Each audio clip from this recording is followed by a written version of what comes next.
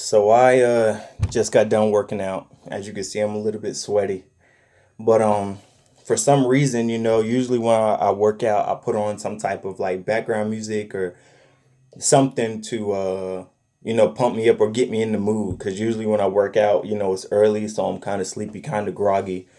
Um, but here recently, I've been putting on a lot of speeches, like stuff by David Goggins, Rob Dial, Jocko Willink, um, just a lot of motivational speakers, Eric Thomas, you know, um, just people that are putting positivity in my life and giving me a message. And this morning, I really didn't want to put on music, didn't want to put on speeches, so I turned on Netflix. And when I turn on Netflix, I usually put on something that I can listen to and not necessarily that I care to watch at that point in time. So this morning, I decided to put on The Secret. And The Secret is a great documentary about the law of attraction. And while I was working out, I could tell I felt a difference. I just felt energized, I felt positive, I felt grounded, I felt, there, I felt present. And one of the big lessons I took away from today and from listening to the speeches and stuff like that in the background music is we have to be stewards of the stuff that we put into our minds, put into our spirits, put into our bodies. Because it's easy to control, you know, what type of foods we eat. Some people argue it's not, but you can simply just decide not to eat that cheeseburger and eat that celery or eat that apple instead.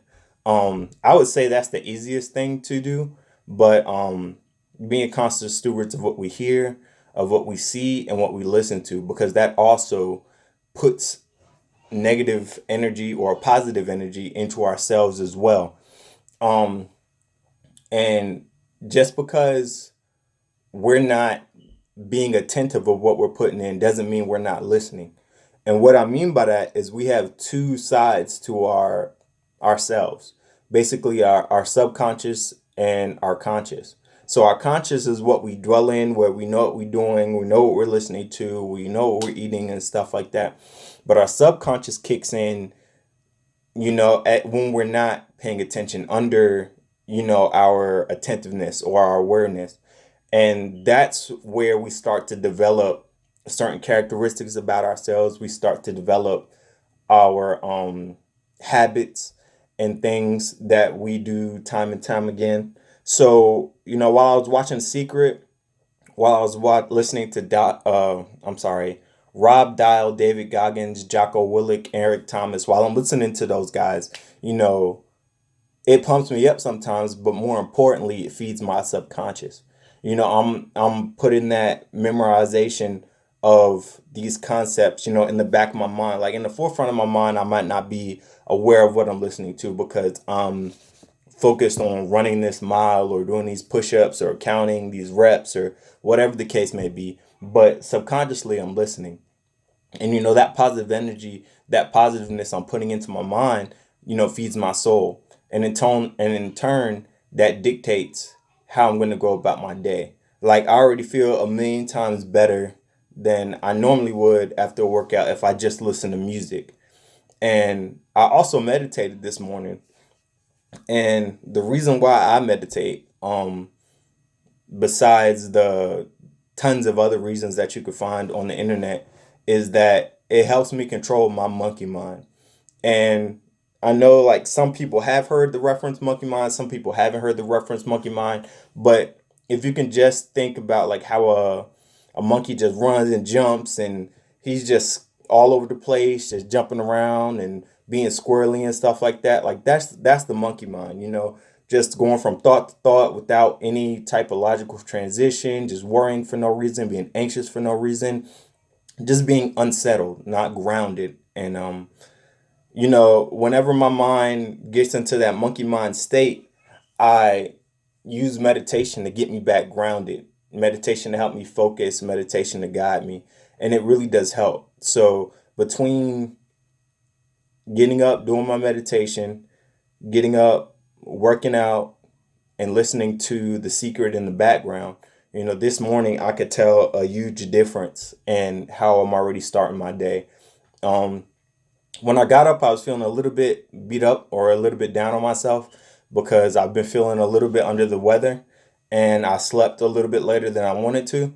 But, just getting back, that's the importance of a morning routine. Even though you might fall off or something might not go your way, as long as you can stick to that routine or do as much of that routine as possible, it can kind of help you get back on track.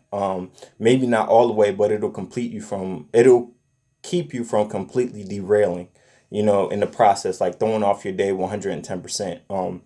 If you definitely have the ability to wake up early so you can complete a morning routine, I would highly recommend it because every time I complete my morning routine, my day seems to be a million times better than when I just kind of wake up in time enough to go to work and kind of go throughout my day, which is a hit on me because I need to be more consistent and I will be more consistent. So consistency is big. Consistency is what causes changes, and what creates the pathway to our dreams. You just got to be consistent. So, anyways, I just wanted to get on and share that with you guys. The power of a morning routine, being aware of what you feed your subconscious, being aware of your energies, the type of information that you're putting in, your thoughts, being in control of your monkey mind because you can't control, your first thought. Your first thought is largely uttered or thought because of habit. If you're a constant worrier, when something goes wrong, your first thought is going to be to worry, and that's because of the habits that you have reinforced over time by feeding your subconscious. So what you need to do is what we were talking about, feed your subconscious a different narrative. So when, something bad happens, if your default is to worry, then you can at least control the second thought and every thought after that. And then in time, your first thought will be set to your new default, which is not to worry, to think positive, and to always have the positive outcomes. So I hope that hits you heavy today. It's something that maybe you never thought about or maybe puts a new light or perspective on something you already knew. But have a good day. Have a blessed day. I know I will. And keep pushing.